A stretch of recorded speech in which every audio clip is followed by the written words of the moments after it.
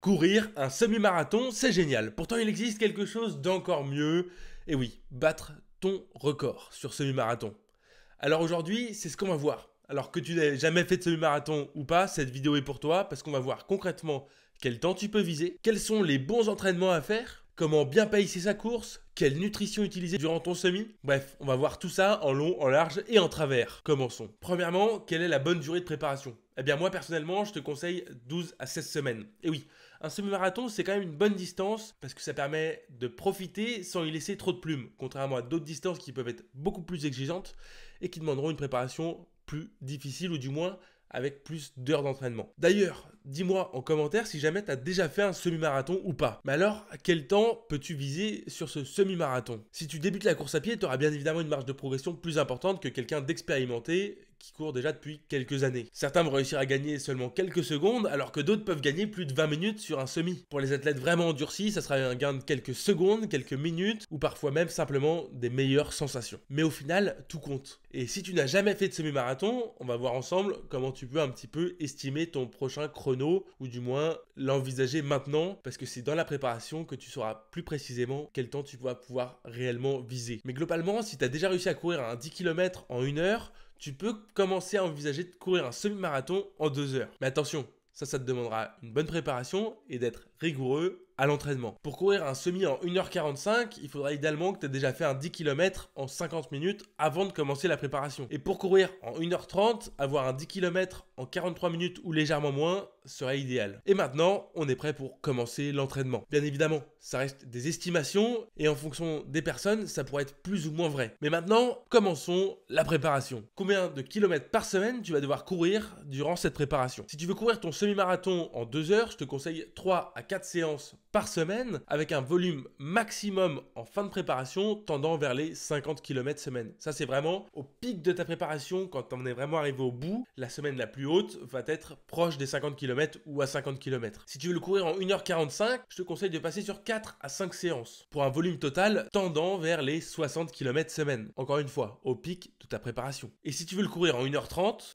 5 à 6 séances par semaine seront idéales pour un volume pouvant aller jusqu'à 80 km par semaine. Et encore une fois, je te le redis, c'est le kilométrage maximum qu'on atteindra sur une seule semaine durant toute la préparation. L'idée n'est vraiment pas de faire ça chaque semaine parce que sinon tu risques simplement de te blesser et d'être contre-productif. Et d'ailleurs, 1 à 2 semaines avant ton semi-marathon, on commencera à descendre progressivement les intensités et le volume afin de faire une période de recharge, de récupération, afin d'arriver le jour J prêt et à 100% de tes capacités. Durant ta semaine d'entraînement, on va aussi retrouver du fractionné. Mais alors, quel type de séance faire et combien? Premièrement, quel type de fractionné tu peux faire? Voici 3 exemples de séances que tu pourras faire en fractionné. Premièrement, des séances de fractionné en côte. Et oui, les séances en côte, c'est vraiment intéressant pour progresser en course à pied.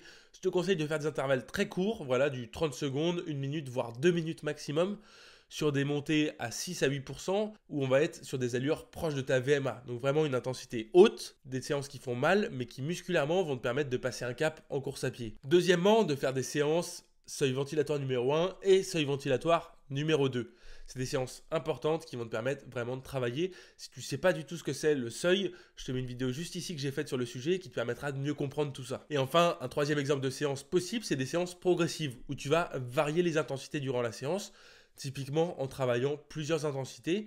Par exemple, ça peut être une séance où tu vas faire 10 minutes à une allure proche de ton semi-marathon, 5 minutes à une allure proche de ton 10 km, puis varier les intensités et créer des blocs qui vont te permettre d'avoir des variations d'intensité. Ce type de séance est vraiment intéressant pour te permettre de mieux comprendre et de mieux gérer les différentes allures et de mieux ressentir les allures. Et surtout, n'oublie pas sur chaque séance de faire un bon warm-up et une bonne phase de récupération derrière.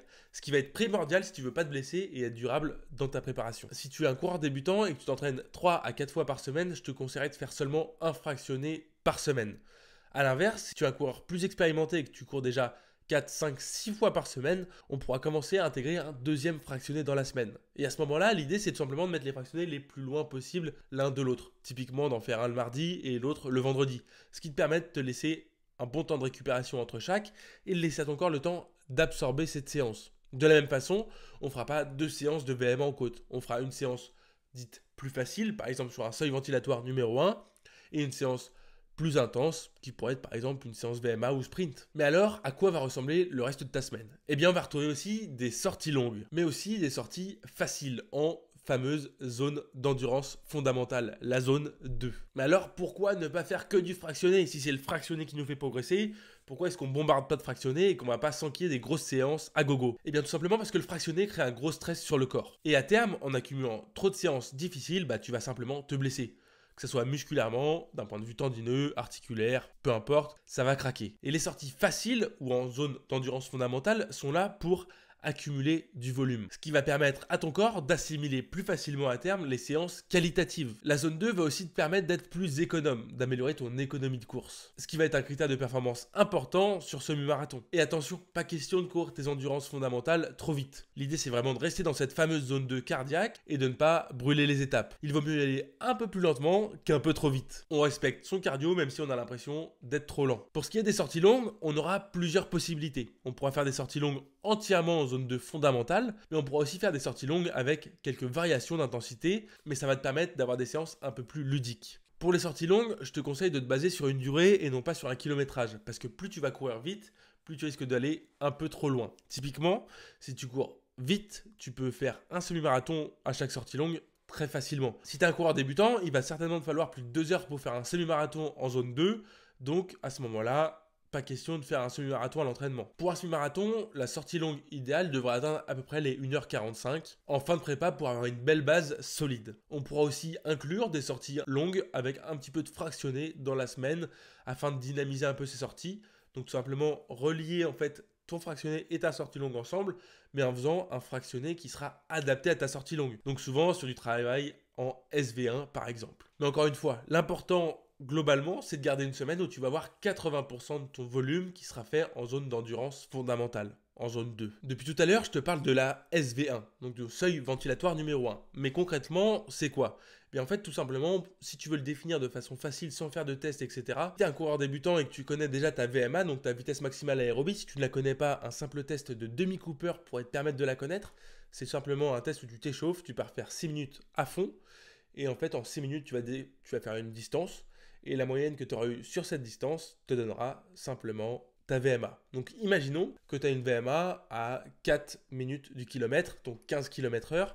Ton seuil ventilatoire numéro 1 devrait se situer grosso modo entre 70 et 80% de cette vitesse. Donc ce qui te permet d'estimer un peu plus facilement tes entraînements. Et donc c'est comme ça que tu pourras inclure des séances fractionnées dans tes sorties longues. Mais alors, quelle nutrition utiliser durant tout ça? Parce que oui, durant tes sorties longues, il va falloir que tu manges. Et oui, car la clé de toute bonne nutrition en course à pied, c'est de la travailler à l'entraînement. Et les sorties longues sont le moment parfait pour travailler ta nutrition, puisqu'on va avoir un effort long et ton corps va avoir, entre guillemets, le temps d'avoir des troubles digestifs ou d'avoir des petits soucis. Donc l'idée, ça va être de travailler ta nutrition à l'entraînement afin de ne pas arriver le jour de course et de découvrir des potentiels problèmes que tu auras avec ta nutrition. Personnellement, ma stratégie, elle est simple. Je pars avec une flasque. Dans cette flasque, je mets l'équivalent de 3 gels et de l'eau afin de les diluer un peu pour que ça soit plus digeste pour mon estomac. Et j'essaye de boire de façon à boire l'équivalent d'un gel toutes les 30 minutes durant mon semi-marathon. Mais encore une fois, c'est très personnel et ça va dépendre de chacun. Si jamais tu peux prendre des gels directement comme ça et boire au ravito, c'est aussi une très bonne option. Moi, c'est juste que mon ventre ne me le permet pas toujours. Bref, l'idée, c'est vraiment de t'approprier ta propre méthode de nutrition, mais surtout de t'entraîner à la faire et de la tenir sur le long terme. Il faut savoir que ton corps peut assimiler jusqu'à 90 grammes de glucides par heure environ, donc tu peux manger beaucoup de gel chaque heure. Pour autant, ça ne sera pas spécialement utile sur une distance comme le semi-marathon. Contrairement à Alpha Ironman, on va chercher à manger un peu plus. Le semi-marathon reste une distance entre guillemets assez courte et donc tu n'as pas besoin spécialement de manger énormément dessus. Mais encore une fois, c'est très personnel et chacun pourra trouver le bon juste milieu pour lui par rapport à ses sensations, ce qu'il aime manger aussi et ses objectifs. Et pour finir, je te conseille aussi de faire une séance de renforcement musculaire chaque semaine. D'ailleurs, j'ai fait une vidéo sur le sujet, donc si tu veux une séance clé en main, je te la mets juste ici. Le renforcement musculaire, concrètement, il va te permettre de finir la course plus fort, plus endurant et de battre ton record. C'est vraiment une des clés si tu veux progresser en course à pied. Et maintenant, ta préparation est terminée. On arrive au jour de course, c'est le jour J.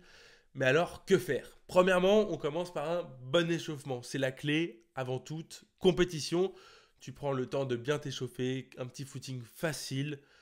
très facile. L'idée, c'est vraiment juste d'activer les jambes, quelques accélérations progressives sans pour autant forcer, afin d'arriver sur la ligne de départ, chaud, frais et dispo. Et durant la course, c'est le moment de te faire plaisir et surtout de te contrôler. Ne pars pas trop vite. Pars tranquillement sur ta cible sans vouloir aller plus vite, du moins au départ. L'idée, c'est d'être le plus frais possible, arriver au 10e kilomètre afin de pouvoir jauger. Si jamais tu sens que l'effort est vraiment facile, tu peux accélérer et pourquoi pas aller encore plus vite que le temps espéré. Et si tu sens que c'est compliqué, eh bien essaye de te maintenir. D'ailleurs, un point clé, c'est de bien regarder le parcours avant d'y aller. Parce que si jamais tu sais que sur les 10 premiers kilomètres, c'est très roulant et que les 10 derniers, tu as des grosses côtes et que c'est l'enfer, mais ça te permet aussi d'adapter ta stratégie de course. Donc connaître le parcours sera ton allié. Bref, profite, fais-toi plaisir et si cette vidéo t'a plu, n'oublie pas de t'abonner, de mettre un j'aime, de la partager, ça fait toujours plaisir. Moi je te dis à bientôt, bisous.